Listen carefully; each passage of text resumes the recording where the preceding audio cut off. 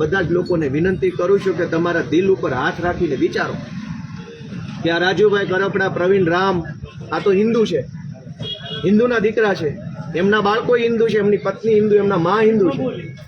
હિન્દુ મુસલમાનના નામે રાજનીતિ કરનારા ભાજપના કડદાઓને શરમ આવી કે નાના એવા હિન્દુ બાળક પાસેથી એનો બાપ દિવાળી ઉપર છીનવી લીધો? તો કયા મોટે હિન્દુત્વની વાત કરે છે આ ભાજપના કડદાઓ? કમસે કમ એટલી તે શરમ રાખવી હતી કે આ લોકો દિવાળી પોતાના પરિવાર, બાળકો, પત્ની સાથે મનાવે. હિન્દુઓનો તહેવાર છે, ભારતનો તહેવાર છે. ભારતના હિન્દુઓના તહેવાર નિમિત્તે હિન્દુઓના નાના નાના માસૂમ બાળકો પાસેથી એનો બાપ છીનવી લેનારી આ હરામખોર ભાજપની સરકારને જૂતા મારો, એને કાઢો 2027માં. ને હિન્દુ મુસલમાનનું જે નાટક કરે છે એને ઓળખો, એવી ગુજરાતભરની જનતાને હું વિનંતી કરું છું. આખા વર્ષની અંદર કોઈ પણ ઘટના બને તો કદાચ માણસ એને સહન કરી લે, કોઈ પણ માણસ કોઈ પણ ઘટના સહન કરી લે, પણ તહેવાર બગડે ને એ સહન ન થાય. એમાંય આપણી દિવાળી બગડે, આપણું નવું વર્ષ બગડે, એ જીવે ત્યાં સુધી ભૂલાય નહીં એવી ઘટના છે. હું ગુજરાતભરના લોકોને વિનંતી કરું છું કે આ લોકો પ્રવીણ રામ, રાજુ કરપડા અને બીજા 84 જેટલા લોકો, રાજુભાઈ બોરખતરિયા સહિત રમેશભાઈ મેર, આ શું કામ જેલમાં ગયા? દારૂ વેચતા હતા? નહીં.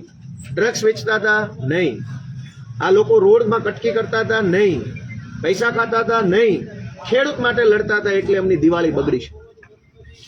ગુજરાતના ખેડૂતોની દિવાળી સુધરે એટલા માટે જેમણે પોતાની દિવાળી બગાડી છે, હસતા મોઢે જેલમાં ગયા છે, એવા સૌ બહાદુર લડવૈયાઓને હું ખૂબ ખૂબ શુભેચ્છાઓ દિવાળીની આપું છું કે તમારું આ બલિદાન, તમારા પરિવારનો આ સંઘર્ષ એળે નહીં જાય. અમે બેઠા છીએ અને સત્તામાં બેઠેલા તમામ પટાવાળાઓને એટલું જ કહેવાનું છે કે તમારી સરકારમાં જેટલો દમ હોય એટલો દમ લગાવી દેજો. અમે જોઈએ કે અમારામાં કેટલો દમ છે, અમારી માએ અમને કેવા જણ્યા છે. અમે લડીશું, સંઘર્ષ કરીશું અને આ દિવાળી નવા વર્ષની અંદર સંકલ્પ લઈએ છીએ કે આ નિર્દોષ બાળકો પાસેથી બાપ છીનવી લેનારી ભાજપની સરકારને 27માં ઘર ભેગા કરવા માટે પૂરો જીવ અને જાન લગાડી દઈશું.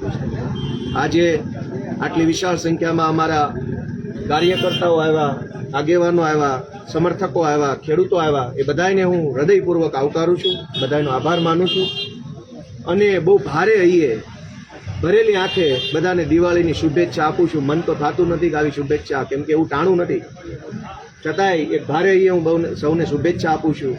ભગવાન બધાનો આત્મા જગાડે, બધાએ પોતાના મનને ઢંઢોળે અને ગુજરાતભરના કરોડો લોકોની અંદર એક ચેતના આવે, એક જાગૃતિ આવે, ક્રાંતિ આવે, દરેક માણસ બેઠો થાય, હિંમત કરતો થાય અને આ તાનાશાહોને ઉખાડી ફેંકવા માટે દરેક માણસ એક પગલું આગળ ભરે, એવી હું ભગવાનને આ નવા વર્ષમાં પ્રાર્થના કરું છું.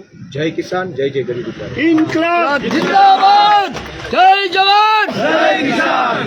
હવે થશે વિકાસવાળી નહીં, વિસાવદર વાળી. હા બોલો.